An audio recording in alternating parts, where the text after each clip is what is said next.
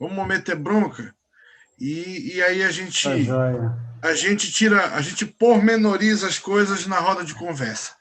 Bom Sim, trabalho aí, professor. Igor, valeu. Obrigado, tchau. Camila. Obrigado, Hamilton.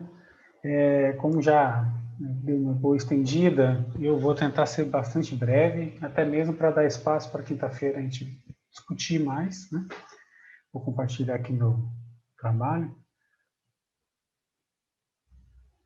Eu quero saber se vocês estão vendo. Sim, tô vendo. Beleza. Bom, gente, Legal. então o meu trabalho, de certa forma, é algo que eu tenho feito no doutorado, né? Desde que eu me envolvi em 2011 na pesquisa do Norte Amazônico, eu comecei a pensar, né, nessas produções materiais dos povos da região. E o trabalho hoje que eu vou apresentar aqui, de certa forma, complementa um pouco o que a Camila, complementa bastante as coisas que a Camila apresentou, e, e tem a ver com uma dimensão material que é um pouco mais recente, né? Que é o que a gente chama de coleção etnográfica, né? Então, assim, atualmente eu faço meu doutorado, né, na USP com isso, e sou orientado pela professora Fabiola Silva e também orientado pelo professor Rubem Cacheta de Queiroz, né? Então, assim, a região, né, é um mapa que eu coloquei aqui, a Camila já falou bastante, eu trabalho basicamente com os povos do Rio Mapuera, né? Atualmente existe, acho que cerca de 14 aldeias, desde 2008, 2009 e até o começo dessa pandemia eu estava indo na região, visitei umas 10 aldeias, né? E Rio Trombetas para vocês aí localizar. E é um contexto, né, que quando eu conheci esse contexto, eu conheci como Waiwai, como muita gente conhece, mas o Rio Mapuera é um contexto de muitos povos, né, com muitas línguas, né? A língua oficial é a língua Waiwai, né, mas tem Riscariana, existe gente Xerió, tem Cachoeana também no Rio Mapuera, e as pessoas lá podem se identificar de diversas formas, né? Farocoto, Tunaiana, Catuena, Carafauiana, Xerel, né? Você fica até perdido na hora com tanto nome de tanta gente que convive lá hoje em dia, né? E, bom, eu comecei a pesquisa justamente através da arqueologia, né? E uma caracterização, grosso modo, dessa arqueologia são através de escavações, né? Tem aí algumas fotos de 2011, quando a gente escavou, né? Aí no sítio Corofu, de grafismo rupestre. Então, o trabalho arqueológico, grosso modo, ele costuma ser conhecido como coisas muito antigas, né? A Camila aí fez um panorama, chega remontando a milhares de anos aí atrás, né? E existe também uma outra face de trabalhos na região, que é o trabalho etnográfico, né? As fotos acima que eu estou mostrando são fotos do dinamarquês Jan Ide, né, que trabalhou na Guiana, pesquisou entre os Waiwai na década de 50. Né? E abaixo é um trabalho recente, está aí o Rubem Cacheta de Queiroz gravando, o Chamé entrevistando o pai dele, né, que faleceu, infelizmente, no ano passado por Covid, junto com o Roque, que são pesquisadores Waiwai aqui do UFMG, e a Leonor Valentino estão aí na foto. Então, eu coloquei essas imagens para quê? Né? Para basicamente fazer uma diferenciação. Né? O arqueológico geralmente é associado a essa escavação, aquela coisa do passado, né? Que obviamente ajuda a gente a entender o presente, né? Como a própria Camila fez um panorama aí, mostrando um pouco de como a gente pode pensar os povos atuais. Né? E o trabalho etnográfico costuma ser visto como um trabalho que você está indo com as comunidades atuais, entrevistar, ver como elas convivem, né, ver como elas vivem, o que elas fazem, o que elas pensam, né? E o trabalho que eu estou fazendo hoje em dia é o que a gente chama de etnoarqueologia. Né? Etnoarqueologia é uma subdisciplina, tanto da arqueologia como da antropologia, que surgiu mais ou menos na década de 60, e ela tem várias características, né? Mas a principal característica que a gente pode falar são pessoas que são arqueólogas, que vão fazer trabalho etnográfico para tratar de questões de interesse da arqueologia. Como a gente viu, a arqueologia ela tem diversos interesses, né? Interesses de mapa de objetos, interesses de vestígios de manejo de floresta, né? De expressões gráficas, né? De construção de paisagem. E o meu objetivo foi estudar os trançados, né? Que é uma dimensão material que raramente se preserva nos sítios arqueológicos devido à sua natureza orgânica. Né? Então, eu coloquei umas fotos acima, né, na aldeia Inajá e Itacará, quando eu estava indo lá apresentar um pouco do meu trabalho para as pessoas, né? Eu acabei também fazendo uma reunião de muitas coleções etnográficas, né? Eu vou explicar já para vocês. E eu levei essas fotos para as pessoas verem as coisas que os antepassados deles fizeram e estão espalhadas em diversos museus pelo mundo, né? Foi muito interessante, porque eles gostaram de ver isso, eles não sabiam que isso estava em vários lugares. Teve gente que viu algumas peças têm o nome do artesão, então teve gente que viu e falou, nossa, isso foi meu pai que fez isso, isso aqui foi o avô de tal pessoa que eu conheço. E as duas fotos abaixo um pouco, né, foram tiradas pelo Jaime Waiwai, pelo Roselino Waiwai, que são pessoas que cuidaram de mim quando eu fiquei na aldeia. Fotos de eu entrevistando artesãos, né, indo na mata, buscando os vegetais, e tratando desses vegetais na aldeia, né. Então, um pouco da minha etnoarqueologia envolveu uma análise de coleções do museu para levar essas informações para as pessoas nas aldeias e, a partir disso, ver também como se faz hoje em dia, né. Então, ela tem uma perspectiva histórica também nesse sentido, de ver aquilo que está antigo no museu e de como se faz hoje em dia. E também de levar um pouco desse conhecimento dos feitos dos antepassados desses povos para eles, né? Eles não tinham noção de que muita coisa tinha sido reunida, tinha sido trocada, né? Como eu vou mostrar para vocês. Bom, um trabalho arqueológico, né? Naquele estrito senso, ele gera coleções arqueológicas, né? E um trabalho etnográfico, mais ou menos até a década de 60 e 70, gerava coleções etnográficas. Essas coleções elas são distinguidas, né, pela ciência. E no caso da coleção arqueológica, como a própria Camila falou, existe uma lei federal brasileira, que é a Lei 3924, de 1961, que protege, coloca todos esses bens como de posse, pertence à União, é um bem difuso, né? O que é difuso? Ele é meu, ele é seu, ele é de todo mundo, mas não é de ninguém, né? Ou seja, ninguém pode ter isso, ninguém pode vender. É algo que tem que estar em instituições públicas para que todo mundo tenha acesso, né? Então, aqui nessa esquerda tem algumas coleções arqueológicas. A foto maior, mais ampla, é quando eu, a Camila e o Tione estávamos abrindo o material na Casa de Cultura, né, para reconhecer esse material.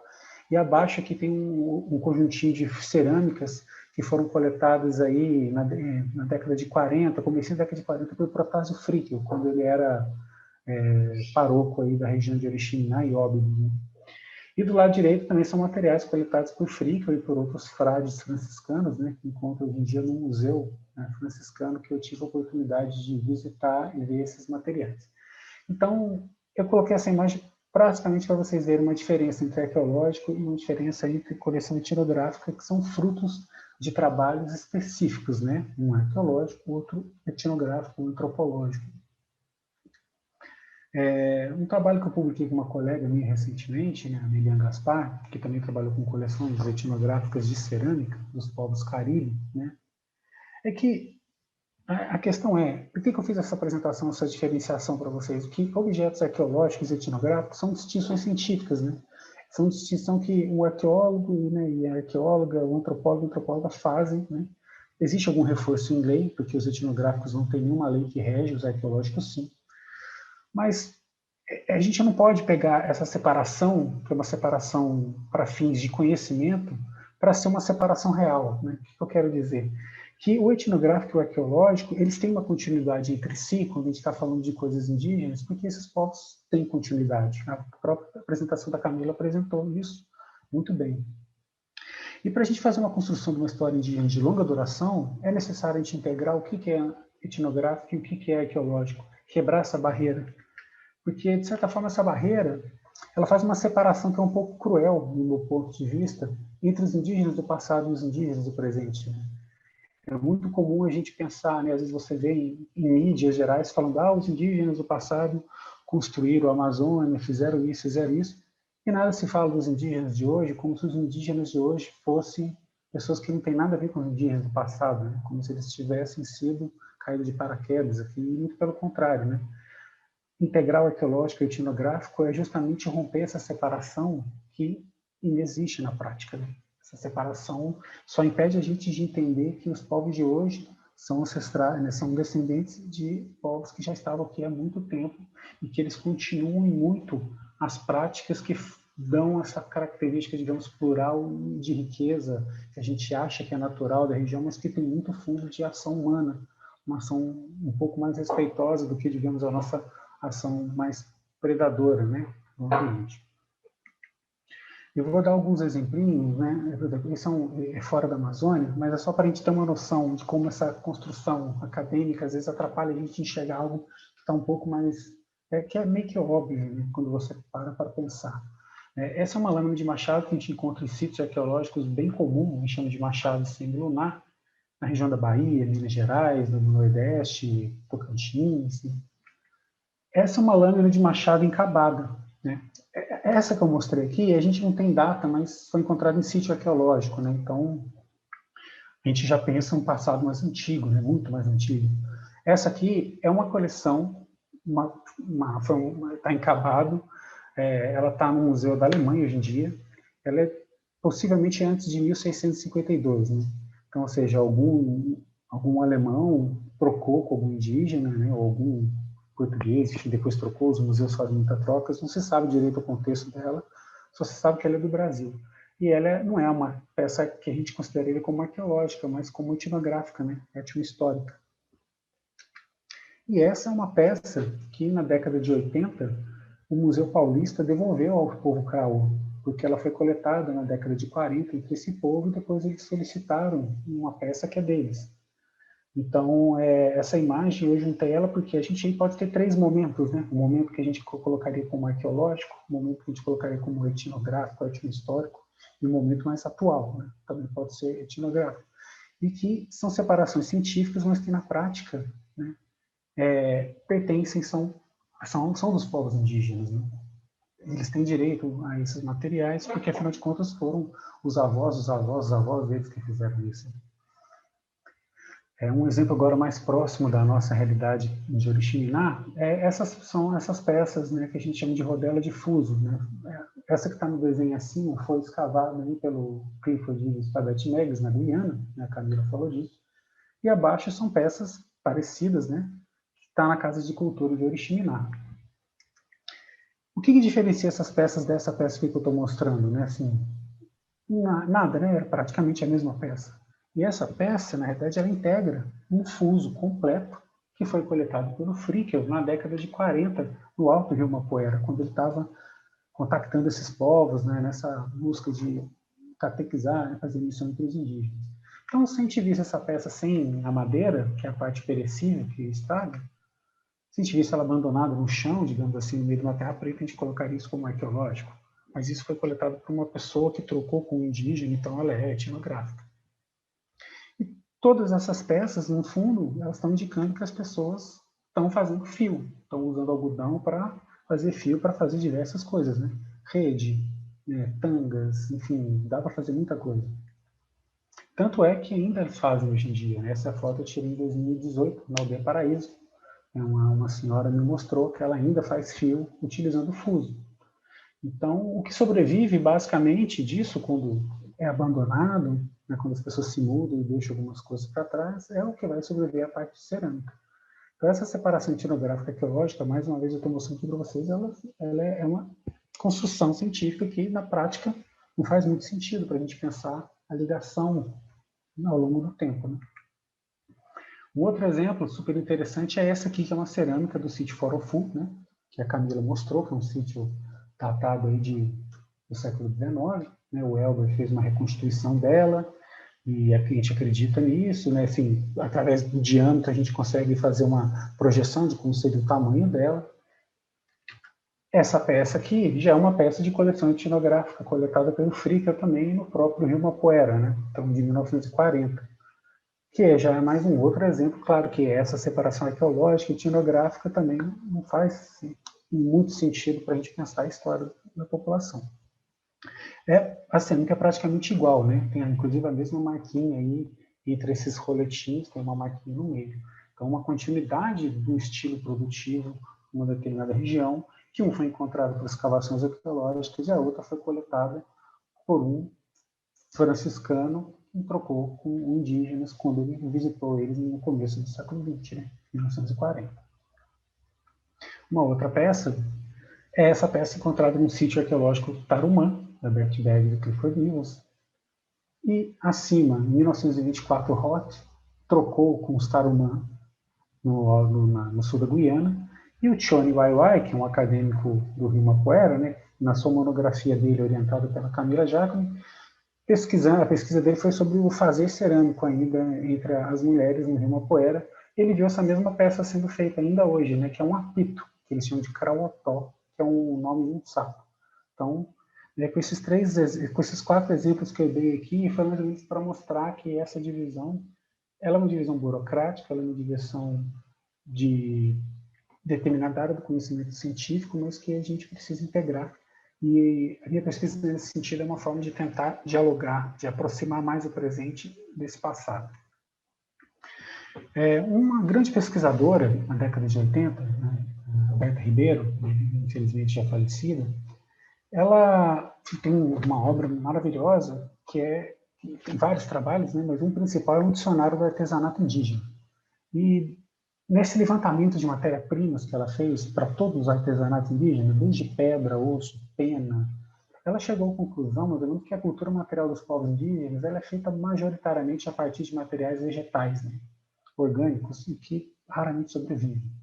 Inclusive, na tese de doutorado dela, ela chamou, né, os povos indígenas das terras baixas da América do Sul de civilização da palha, porque eles fazem tudo de materiais perecíveis. Basicamente, fazem tudo, a maioria, né, material. E, nesse sentido, as coleções etnográficas são importantes para a arqueologia, porque elas têm uma amplitude maior de variedade de objetos produzidos por esses povos, e elas têm uma certa antiguidade, né, na história da ciência, na história do contato dos não indígenas com indígenas, né? Então, permite a gente fazer um estudo que é muito comum na arqueologia, que é o estudo da mudança e da continuidade ao longo do tempo a partir de artefatos, de objetos, né? E por ser etnográfico, se preserva muito mais os perecíveis, que raramente se encontram em sítio arqueológico.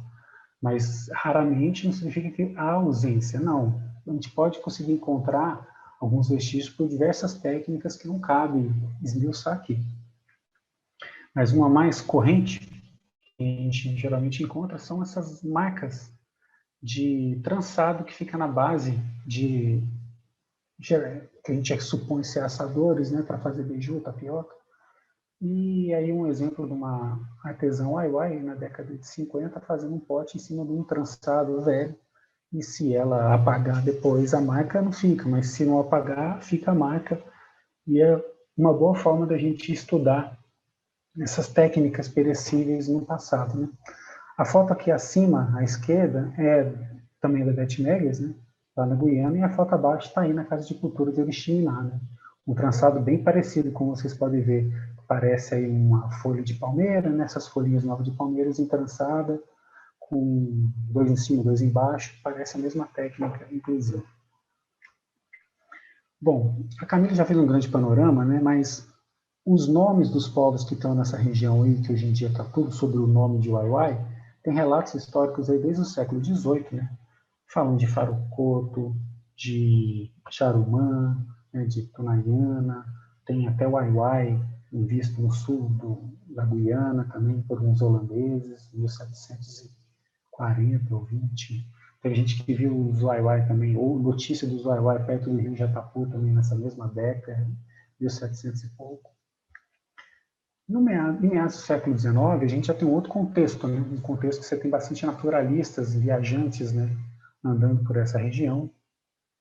E nesse período que foram feitas as primeiras coleções etnográficas, né, que eles trocaram materiais com os indígenas e depositaram esses materiais em museus. Mas a primeira metade do século XX, até a primeira metade do século XX, em 1950, 60, é que a gente tem a maioria das coleções etnográficas coletadas, porque no século XIX que a arqueologia e a antropologia se consolidam enquanto ciência, e a partir disso, até 1960, a prática da antropologia envolvia muita coleta de objetos entre os povos, porque naquela época eles estudavam um pouco mais a cultura material, coisa que deixou de ser feita depois pela maioria das pessoas que pesquisam antropologia. Um exemplo, né, é o Robert Schomburg, que em 1887, né, ele é um prussiano, geógrafo, foi contratado pela Guiana, na época que era Guiana inglesa, para fazer um levantamento da região, ver os limites, né, entre Brasil e Guiana. Então ele acabou adentrando um pouquinho no norte do Brasil, né? E ele visitou aí 3 aldeias Waiwai, que eu destaquei aí em verde, né? Uma aldeia estaria no que a gente chama hoje em dia de Guiana, e 2 estariam bem na cabeceira de Mapoera, do lado brasileiro. E ele também visitou uma aldeia dos Barocotos, possivelmente os Carocoto. E ele coletou vários objetos que estão bem espalhados aí pela Europa, né? Alguns eu consegui ter aí acesso à informação, outros nem tanto. Outra pessoa importante é um zoólogo, Johann Natter, que ele veio junto com a expedição austríaca, né? Quando a princesa Leopoldina veio para o Brasil se casar, né? O Brasil, digamos, abriu para... quando a família real veio para o Brasil, ela, de certa forma, abriu os portos, né, para as nações, né, amigas aí. E aí começou vários naturalistas a estudar, né, o Brasil, as suas florestas, e o Johann Natter, nas cabeceiras ali do Rio Branco, ele coletou vários objetos, e alguns que a gente acredita que sejam os Farocoto, Porocoto, né? A própria curadora do Museu de Viena, onde estão esses objetos, ela acredita que sejam dos Farocoto, então indicando que esses povos também estavam transitando ali nessa região perto do que é uma Mapoera, mas nesse caso aí não seria de uma Mapoera, mas das cabeceiras do Rio Branco, divisa com Guiana, mas do povo que é aparentado. Já no começo do século XX, 1912, 13, o antropólogo Farabi, ele foi o primeiro antropólogo, de certa forma, que foi para a região, e ele fez um estudo amplo, né, bastante influenciado por uma antropologia alemã da época, uma antropologia bastante focada em fazer coleções para museus.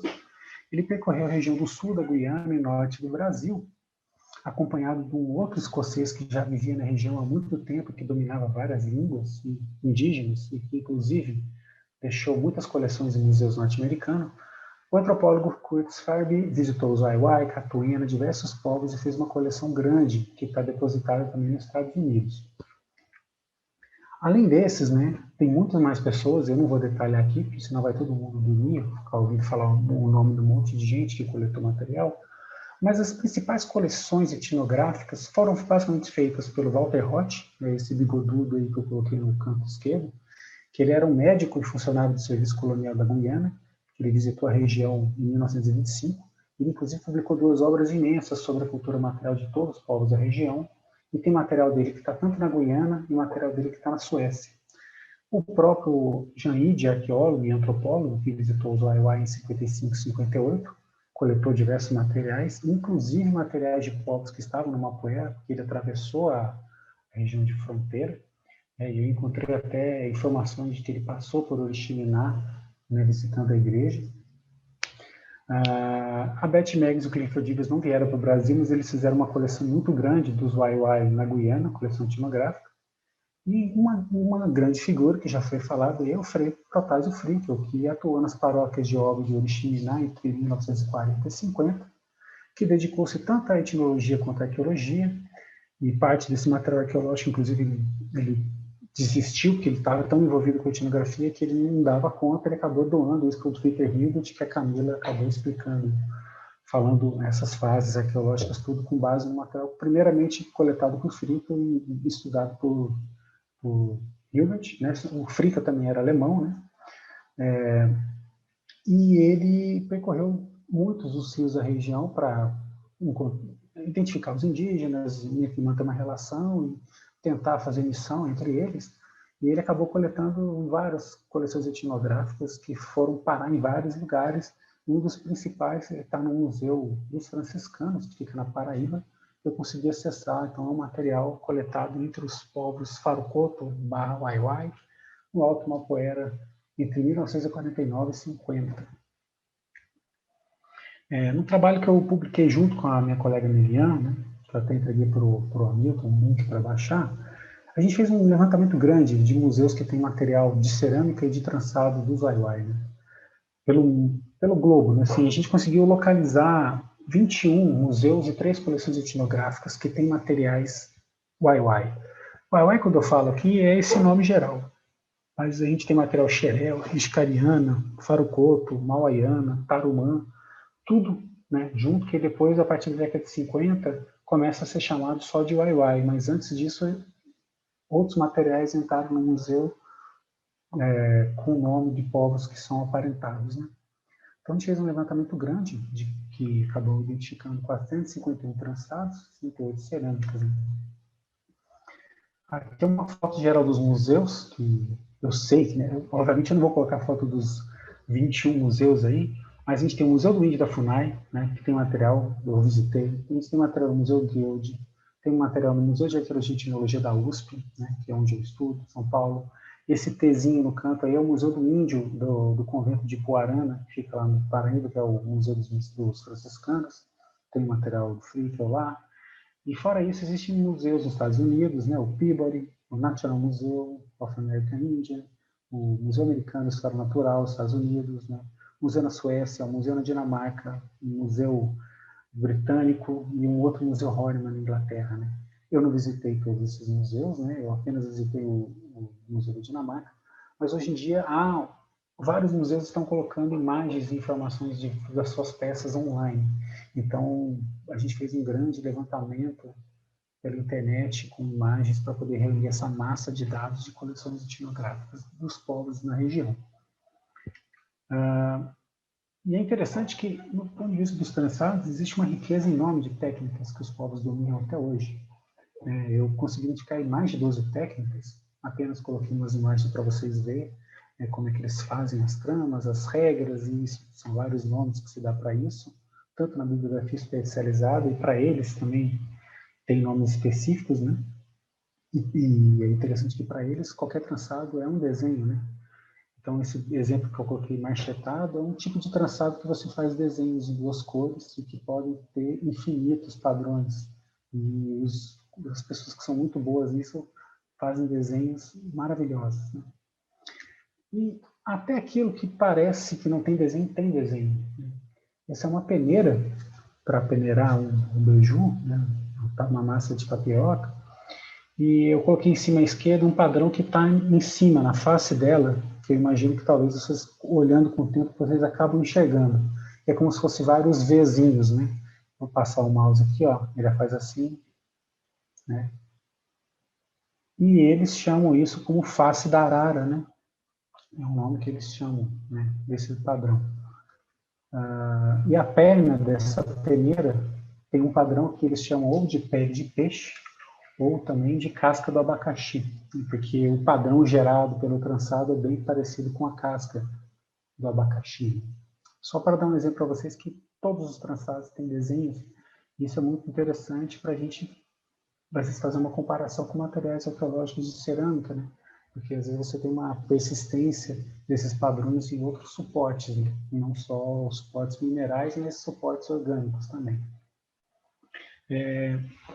Eu encontrei diversos tipos de trançado, né? 26 classes de trançados, tem classes que existem mais subclasses, eu não vou detalhar aqui, mas por alto, aí eu posso dizer que deve ter para mais de 50 tipos de trançados diferentes que eles fazem, e vai desde armadilha até cesto para carregar, cesto para processar comida, cesto para guardar coisas específicas, para xamanismo, para festa, né? Para fazer roupa, para eles participarem de danças, né?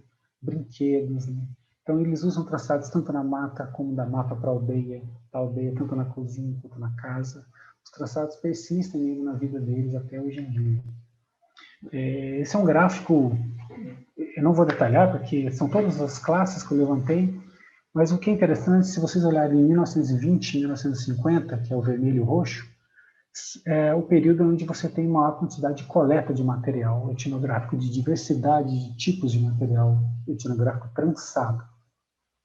E quando a gente junta várias coleções ao longo do tempo, né, que a gente tem de 1830 até a década de 2010, está dividido por década, a gente pode perceber que essas coleções elas não refletem necessariamente a realidade material dos povos, mas ela reflete, às vezes, muito mais a relação dos indígenas com os coletores, né? A Camila mesmo falou que uma característica forte desses povos é o comércio, a troca. E nas coleções a gente consegue perceber que eles manipularam muito bem que material eles queriam dar para os europeus e para os brasileiros depois, para poder receber coisas em trocas, né? Existem fichas em museus que falam, olha, eu troquei essa peça aqui por tantos gramas de miçanga ou por machado, isso em 1920, 1940, por exemplo. A gente então percebe a agência indígena na formação da coleção, né? Eles ditando, de certa forma, a troca. Então, existe um estojo, Sacará, que eu vou mostrar para vocês, que é, digamos, o trançado mais bonito que se faz na região e um dos mais difíceis. Esses cestos estão sendo manipulados desde 1830 até 2000, até hoje em dia, para trocar. E eles têm uma frequência contínua ao longo desse tempo, né? Para mostrar que eles sempre estão trocando isso. E existe também uma outra diferença, que são os pentes, que a partir da década de 70 existe uma quantidade muito maior de pente nos museus. Significa que as pessoas passaram a pentear mais o cabelo a partir da década de 70? Não, eles sempre pentearam o cabelo. A questão é que, a partir da década de 70, o governo brasileiro criou a Arte Índia, né, a FUNAI, que é uma loja para vender artesanato. Então, a partir da década de 60, você tem um aumento da produção de pentes para venda. Então, se vocês olharem no gráfico de 1970, 80, 90, você tem uma quantidade muito maior de pente entrando nos museus, porque são peças que não foram para coleções particulares que entraram nos museus. Mas não significa que eles produziam mais pentes, né? Para eles, produziam mais pente para esse mercado externo. E o legal também de estudar essas coleções que são continuidades e mudanças, né? Por exemplo, aí o cesto cargueiro, que não é algo muito belo aos olhos europeus e não indígenas, eles entram em coleções desde 1920 até coleções atuais, em pequenas quantidades, que são mais de frutos de estudos dedicados à cultura material. Mas de 1920 até 2010, a gente tem diferenças nas técnicas de produções desses objetos. Então, esses aqui são os facarás que eu falei para vocês, que são os objetos que eles estão trocando com os europeus para poder ter as coisas que eles queriam nessa troca, né? Então, pode ver que são cestos maravilhosos, né? Que de muito difícil confecção, poucos homens sabem fazer isso. Então, tem diversos desenhos, eu não vou detalhar, mas até hoje em dia se faz isso. Os pentes, como eu falei para vocês, né? A gente tem pente desde 1920 até 2010, e até hoje em dia eles fazem também, mas nem tanto para uso, mas próprio, mais para venda. O interessante é que a partir da década de 80 muda um pouco a característica de produção desse pente. Para de fazer com fibra vegetal total, de seda de buriti, e passa a usar só material linha industrial, e substituindo a parte de cima, que era osso de macaco, por uma cana, possivelmente cana de flecha. Eles trocam isso para produzir para venda, né? Então há uma diferença no material adotado para uma outra prática que entra na vida deles, essa prática do comércio, para venda, para turismo. E esses cestos cargueiros, né? Que é interessante que de 1910 até 1950, temos aí um cesto feito com uma palha de murumuru, com uma técnica específica, né, o xadrezado na diagonal, né, um por um diagonal. E na década de 80 até o presente, hoje em dia eles fazem o cesto cargueiro de outra forma, com arumã ou com cipó titica, ou cipós parecidos, com uma técnica completamente diferente. E os velhos me explicaram que isso aí foi muito depois que eles foram para Guiana e foram evangelizados, que eles aprenderam com a pichana, e foi um momento que eles também mudaram um pouquinho a dieta deles, passando a fazer farinha, essa farinha grossa que eles vendem. Eles não tinham costume de fazer isso antigamente, e passaram a fazer depois. E com isso, e essa demanda do mercado externo, de certa forma, exigem cestos mais resistentes para ficar trazendo mais mandioca da roça para a aldeia. E isso acabou levando eles a mudar um pouco a técnica, a mudar o material. E hoje em dia, inclusive, você pode encontrar cestos nas aldeias, cargueiros, feitos com esses materiais de fita PET, essas fitas que geralmente vêm enrolando azulejo quando você compra. Eles pegam isso, trocam, compram e fazem cestos com a mesma técnica do arqueado, usando essa fita PET que dura muito mais do que o cipó, segundo eles me disseram. E para não tomar muito mais o tempo, uma coisa legal da pesquisa também, que eu estou começando a escrever isso agora na tese, então não está tão consolidado na minha cabeça, são os resultados de levar esses materiais para as pessoas, né? Foi uma coisa muito interessante levar essas fotos de peças de museu para eles poderem ver coisas dos seus antepassados.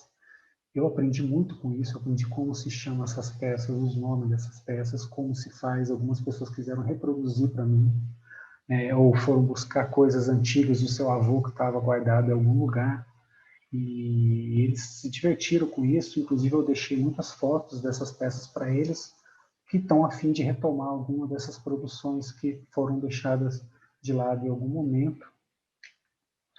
E essa foto aqui é uma foto, a foto acima é uma foto que está no museu, uma pecinha antiga com uma pequena escultura, e eles viram isso e fizeram reprodução, tentaram reproduzir a peça, como é que é, para me mostrar como é que se faz.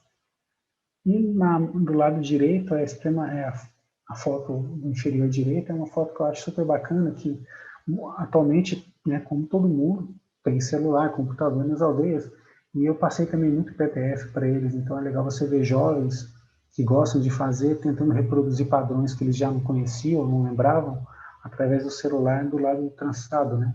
Indicando que essas tecnologias perecíveis, que não se preservam muito no sítio arqueológico, elas continuam na vida desses povos do lado de outras tecnologias que estão sendo adquiridas, diferentemente de outras que são mais comuns encontrar em sítio arqueológico por questão física, né? Como a cerâmica e a pedra. A cerâmica está deixando aos poucos esse efeito, a pedra muito pouco. No entanto, esse trançado continua. Eu encontrei alguns lugares para a loja de... Google Assistente, desagradável. E é isso, eu já estou encerrando, foi uma fala rápida, e eu acho que com a formação de pesquisadores indígenas aí, como o Jaime, o Walter, o Roque, o Tchone, o Otélio, a Carolina, entre outros que eu não conheço, resta agora continuar essas pesquisas junto a eles, né? Porque assim todo mundo vai aprender, tanto nós quanto eles, com essas outras narrativas que a gente pode fazer com base nesses materiais, né? Isso que eu expliquei para vocês foi um olhar, um interesse muito meu sobre essas tecnologias, mas eles têm outras explicações que são tão verdadeiras quanto a minha, né? Eu, pelo menos, acredito. E eu queria agradecer também a minha orientadora Fabiola, né? O meu coordenador Rubem Cacheta, a própria Camila e o André Prus, que me apoiaram desde o começo nessa minha nova virada de pesquisa mesmo, né? Mudei radicalmente do que eu pesquisava para isso. A FAPESP, que financia minha pesquisa, a UIEPE, que colaborou para eu poder ter feito os primeiros campos junto com eles. As lideranças indígenas que eu visitei, né? Eu quero registrar o nome deles aqui, né? Chucoconô, Amaitá, Susni, Cacique Aldo, Cacique Isaac, Foroxá, Arnaldo, o Omenó, Eliseu e Cauanhã. E eu também quero agradecer os artesãos que me ensinaram, né? O Amanhã, Susmi, Farantidá, Gracil, Cauanhã, Firimão, Chococonô, Tiputi, Cleberson, Maracri, e aos falecidos Fochós, né, Floritiuí e Bichá, que me ensinaram muito antes de passarem uma outra vida. E eu quero agradecer também os museus por ter deixado eu acessar o material presencialmente e agradecer aqueles museus que disponibilizam suas coleções na internet para poder facilitar a gente conhecer um pouquinho dessa história antiga que está guardada nos museus. Muito obrigado a todo mundo.